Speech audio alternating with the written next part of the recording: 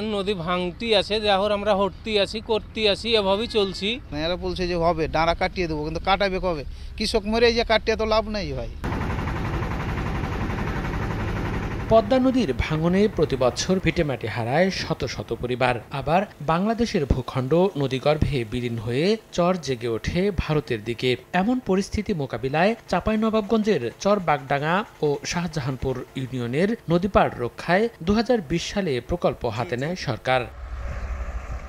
2023 সালের জুনে প্রকল্পটির কাজ শেষ হওয়ার কথা থাকলেও মেয়াদ বাড়ানো হয় 2024 সালের জুন পর্যন্ত।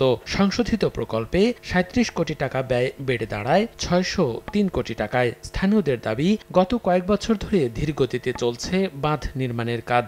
দ্রুত শেষ করা না গেলে নদীগর্ভে চলে যাবে হাজার বিঘা ফসলি জমি ও বসতবাড়ি। নদী ভাঙতি আছে, যাহর আমরা হটতি আছি, করতে আছি, এভাবেই চলছি। তাছাড়া আমাদের কোনো উপায় নাই। এবার তো হচ্ছে না, খুব তো অনেক দিন থেকে করছে। এরা বলছে যে হবে, ডাঁড়া কাটিয়ে দেবো, কিন্তু কাটাবে কবে? কৃষক মরে যে কাটিয়ে তো লাভ নাই ভাই। অতি দ্রুত যেন এই প্রকল্পটি বাস্তবায়ন করা হয়। বিকাশে কম খরচে ক্যাশ আউটের লিমিট বেড়ে 50,000, প্রিয় এজেন্টও 2টা। পানি উন্নয়ন বোর্ড বলছে বছরের 3 থেকে 4 মাস কাজ বন্ধ থাকে। চলমান নির্মাণ কাজ শেষ হতে আরও 1 বছর সময় লাগতে পারে। দ্রুত সময়ের মধ্যে কাজ শেষ করতে সব ব্যবস্থা নেওয়ার কথা জানান স্থানীয় সংসদ সদস্য।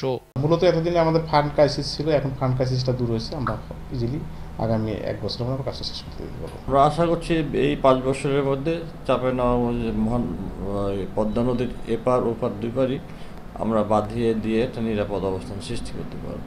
পানি উন্নয়ন বোর্ডের তথ্য মতে প্রকল্পের আওতায় 6.1 কিলোমিটার নতুন নদীতীর সংরক্ষণ ও 12 কিলোমিটার আগের বাস্তবায়ন হওয়া নদীতীর রক্ষা কাজের পুনর্বাসন ও পুনরাকৃতিকরণ চলছে।